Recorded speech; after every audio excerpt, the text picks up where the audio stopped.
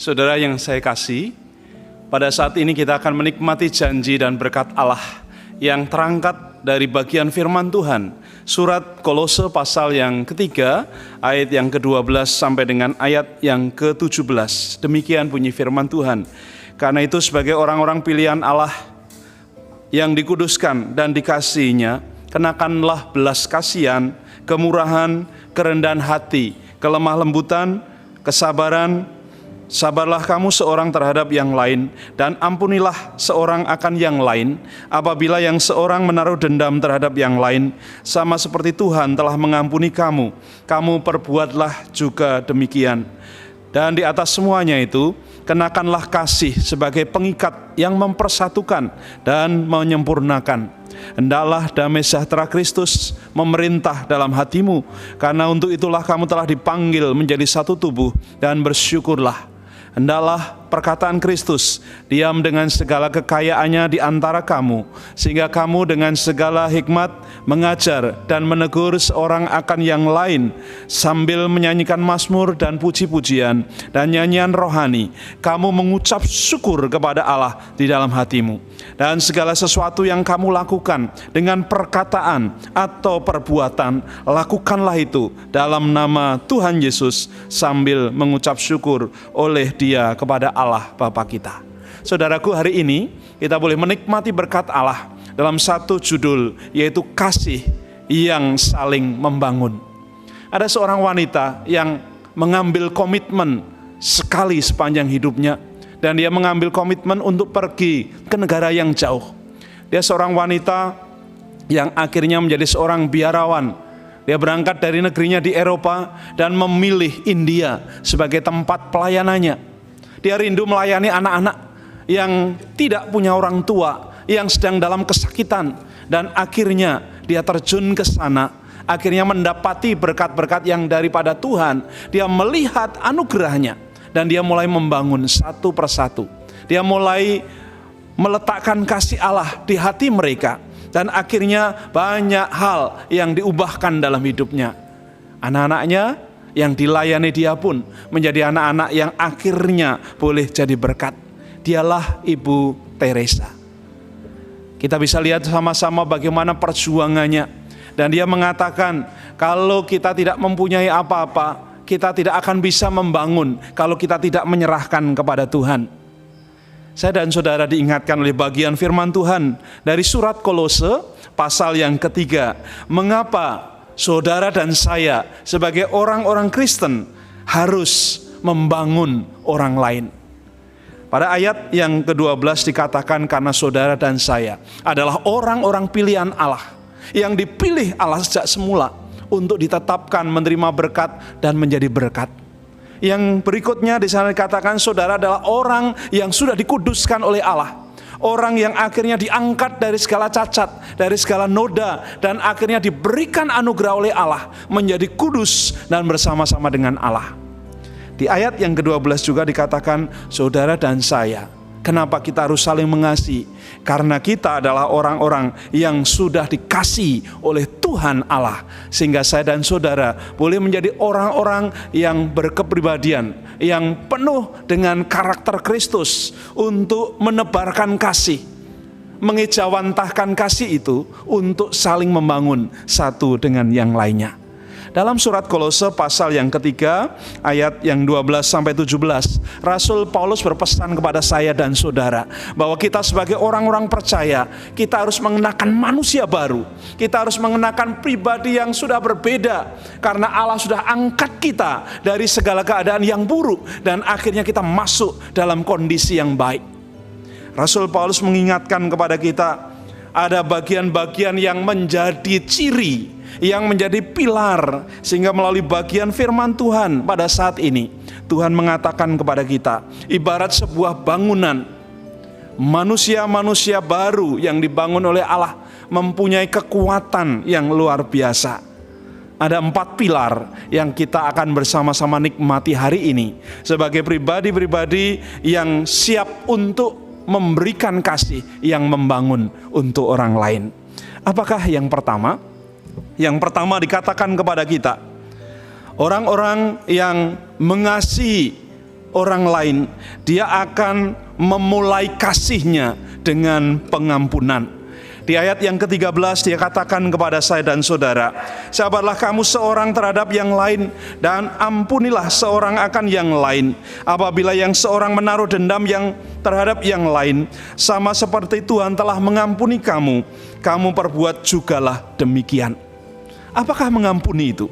Mengampuni dikatakan dengan kata bahasa Ibrani adalah kapar, atau ditulis dalam bahasa Yunani karisomai, yang berarti pemulihan kembali hubungan yang sudah retak, hubungan yang sudah putus menjadi hubungan yang baik kembali. Pengampunan artinya melepaskan hak untuk membalas dendam dan membiarkan Allah membuat satu babak baru dalam hidupnya. Nabi Yesaya mengingatkan kepada kita bahwa kita selalu punya penghalang, yaitu kejahatan yang membuat kita sulit untuk datang kepada Allah. Karenanya pada saat ini, di dalam bagian ini dikatakan kepada kita, 1 Yohanes pasal 1 ayat yang ke-7, darah Tuhan Yesus Kristus, darah yang sudah menyucikan kita dari segala dosa-dosa kita. Apakah saudara masih menyimpan dosa itu? Masih menyimpan iri, masih menyimpan sungut-sungut, masih menyimpan ketidakpuasan? Hari ini, kalau saudara ingin memiliki kasih yang membangun, Tuhan katakan kepada kita, perbaiki, mulailah dengan pengampunan.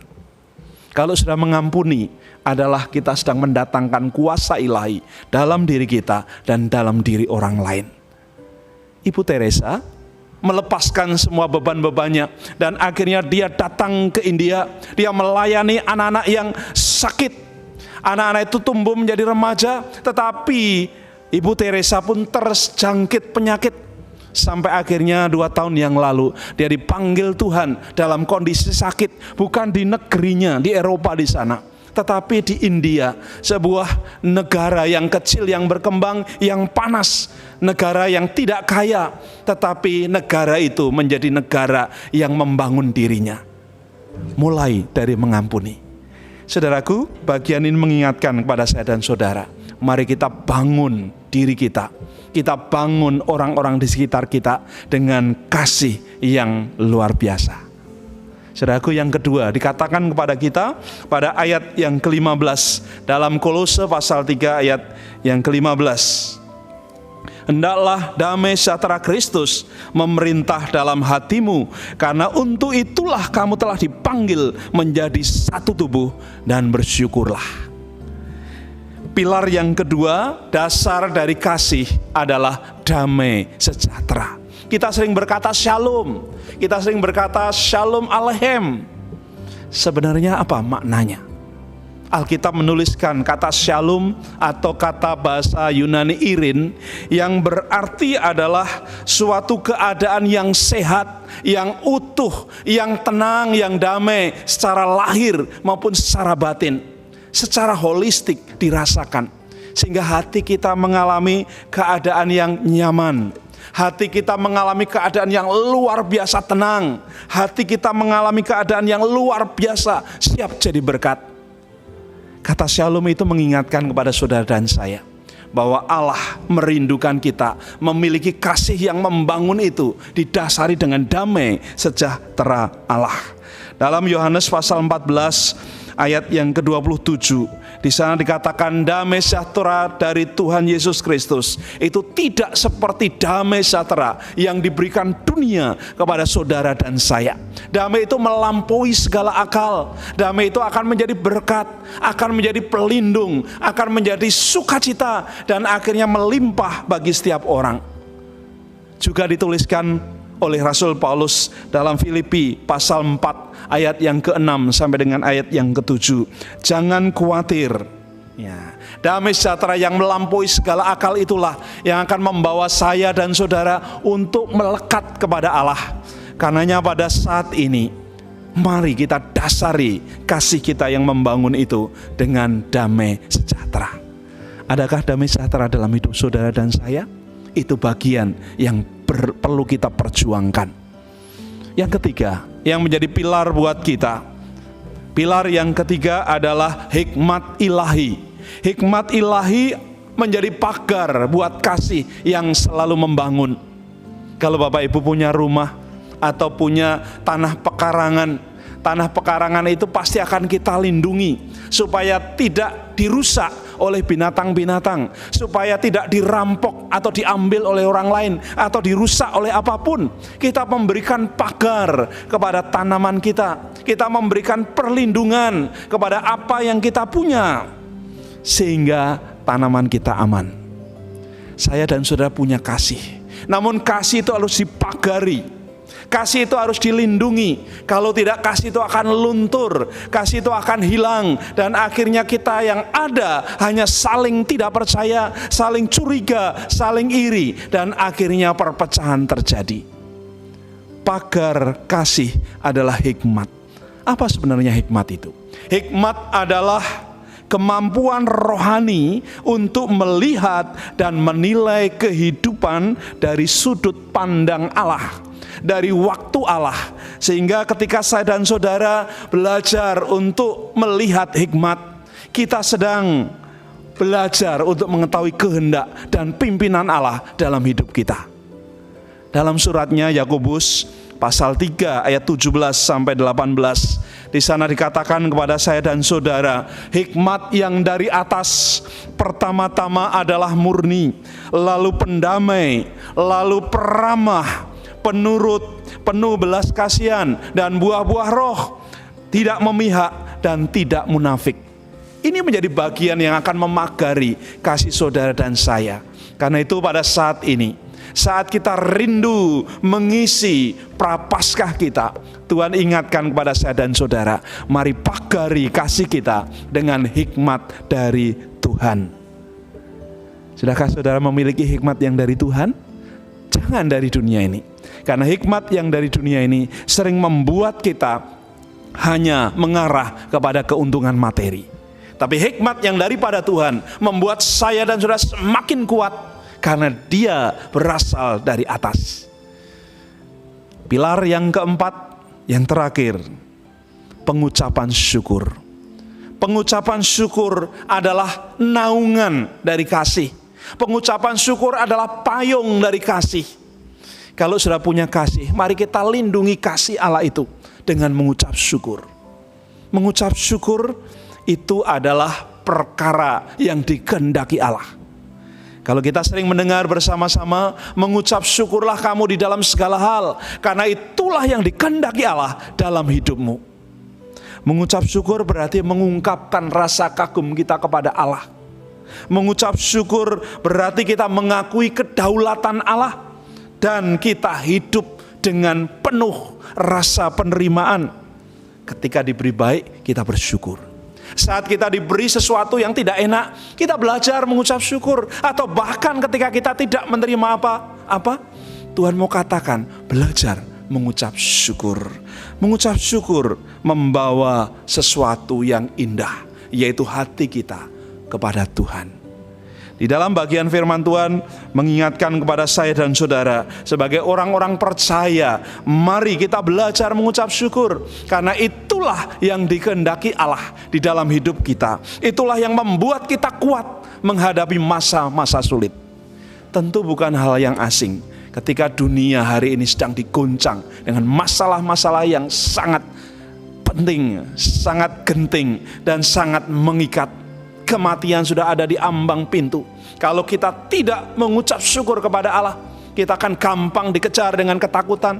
Kita akan gampang dikejar dengan kekhawatiran, yang akhirnya kita merasa bahwa kita ini bukan apa-apa.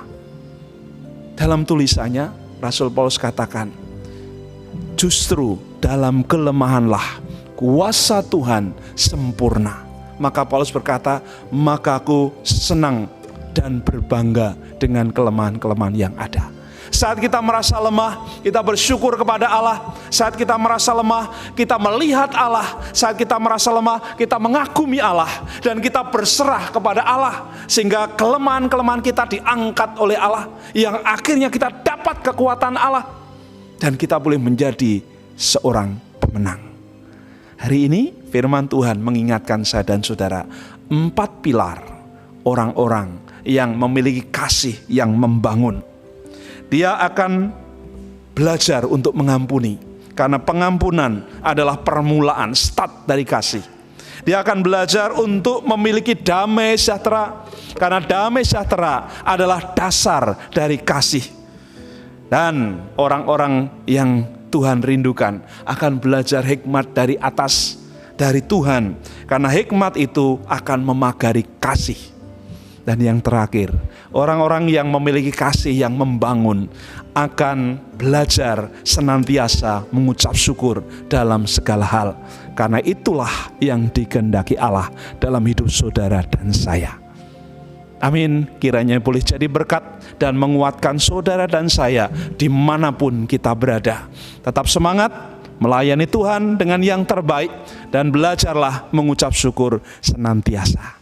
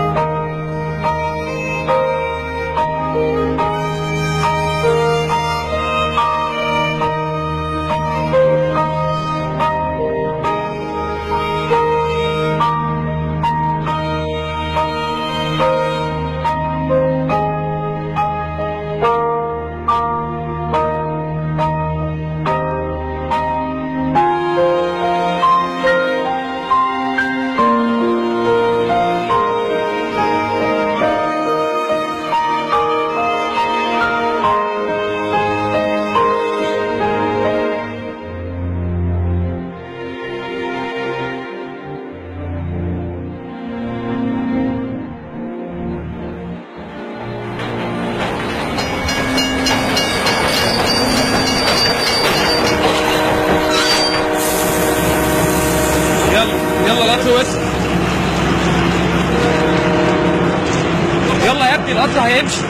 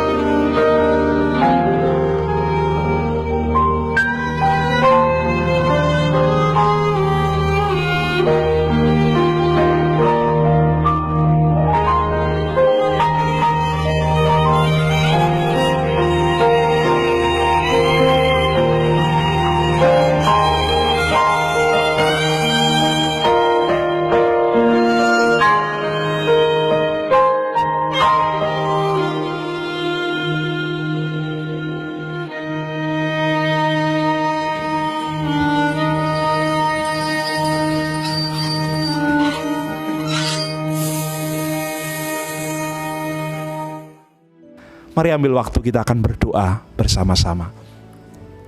Tuhan Allah kami yang Maha Kasih, izinkan hamba-Mu mengangkat tangan bersama dengan anak-anak-Mu di mana mereka berada. Hari ini kuasa Tuhan sempurna. Kalau kami sudah memiliki kasih yang dari Allah, kasih itu adalah perintah, bukan undangan. Kalau kami mengasihi, kami akan belajar membangun diri kami dan membangun orang lain. Dengan kasih itu, kami akan belajar bersama-sama mengampuni. Kami akan lengkapi dengan damai sejahtera, dan kami akan meminta hikmat yang dari atas. Dan akhirnya kami mengucap syukur senantiasa. Tuhan, izinkan hamba-Mu memberkati dimanapun anak-anak-Mu berada. Kuasa dari Allah Bapa Surgawi, otoritas dari Tuhan Yesus Kristus, dan persekutuan Roh Kudus akan menyertai, melindungi, dan memberkati kami sekalian. Di dalam nama Tuhan Yesus Kristus, kami sudah menikmati firman-Mu hari ini.